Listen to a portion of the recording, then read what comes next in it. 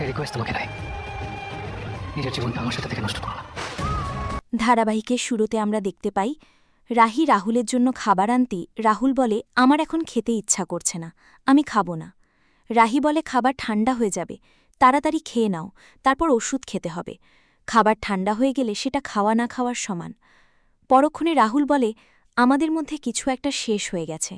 বন্ধুত্ব সে তো একটা বিশ্বাসের জায়গা, আর সেই বিশ্বাসের জায়গা থেকে কাউকে আপন করা যায় না।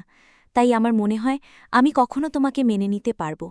তুমি অযথা আমাকে সময় না দিয়ে নিজের জীবনটা গুছিয়ে নাও, নিজের জীবন শেষ করে দিও না। রাহুলের কথা শুনে রাহি বলে তুমি আমার একটা রিকোয়েস্ট রাখবে, তোমার টুর্নামেন্ট না শেষ হওয়া অবধি আমরা এসব কথার আলোচনা করব না। আমি জানি তুমি অবাক হচ্ছ, কিন্তু এর পেছনে একটা কারণ আছে। তোমার টুর্নামেন্ট না জেতা অবধি আমি এখান থেকে কোথাও যাব না। পরবর্তীতে আমরা দেখতে পাই রাহুল রাহিকে বলে ঠিক আছে, আমি তোমাকে টুর্নামেন্ট না শেষ হওয়া অবধি এসব কোনো কথা বলবো না, তবে আমারও একটা কথা আছে। আমি তোমাকে যেটা বলবো সেটা শুনতে হবে তোমাকে। রাহি কিছু না বলে চুপচাপ বসে থাকে। তখন রাহুল বলে এখন খাবারটা খেয়ে নাও, আমি জানি তুমি না খেয়ে আছো। অন্যদিকে আমরা ড্রয়িং রুমে দেখতে পাই লাক্স তিতলিকে বাড়িতে নিয়ে আসতেই রাজীব কনকসহ বাড়ির সবাই ড্রয়িং রুমে উপস্থিত হয় এবং জিজ্ঞেস করে কি হয়েছে।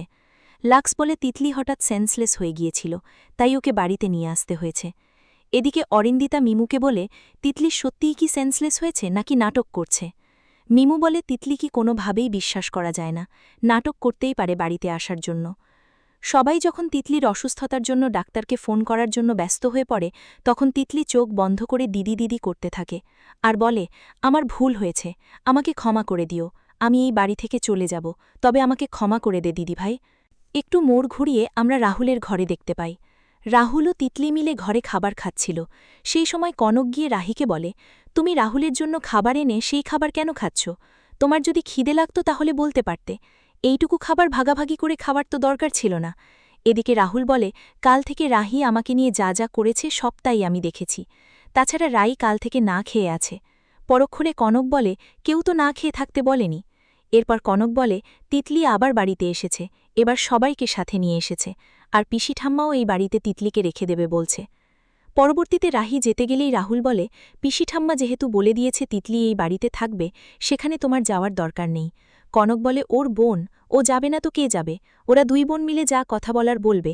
পরক্ষণে রাহুল বলে রাহি আমার সেবা যত্ন করছে, তাই এখান থেকে কোথাও যাবে না, এটাই আমার শেষ কথা। পরের সিনে আমরা দেখতে পাই অরিন্দিতা হারিকে ফোন করে বলে তিতলি আবার এই বাড়িতে ঢুকেছে, তিতলি যদি এই বাড়িতে থাকে তাহলে বৌদি দাদাভাইয়ের সম্পর্কটা নষ্ট করে দেবে। পরবর্তীতে হ্যারি তিতলিকে নিয়ে বাড়িতে আলোচনা করছিল, আর সেই সময় অরিন্দিতা গিয়ে বলে তিতলিকে যদি ওই বাড়ি থেকে না নিয়ে আসা হয় তাহলে বৌদি দাদাভাইয়ের সম্পর্কটা নষ্ট করে দেবে। তিতলি এবার প্ল্যান করে বাড়িতে ঢুকেছে। শেষ পর্যায়ে আমরা দেখতে পাই রাহুলের শান্তির জন্য রাহি ব্যাডমিন্টনের ব্যাগ তুলে দেয় এবং রাহুল বল নিয়ে খেলতে থাকে, যা দেখে রাহি মনে মনে বলে আমি ঠিক জিনিসটাই তোমার হাতে তুলে দিয়েছি, শান্তি থাকলে তোমার খেলার মধ্যেই আছে। এরপর সেখানে মিমু চলে আসে এবং রাহি ঘর থেকে চলে যায় এবং মিমু ও রাহুল ঘরের মধ্যে খেলতে থাকে।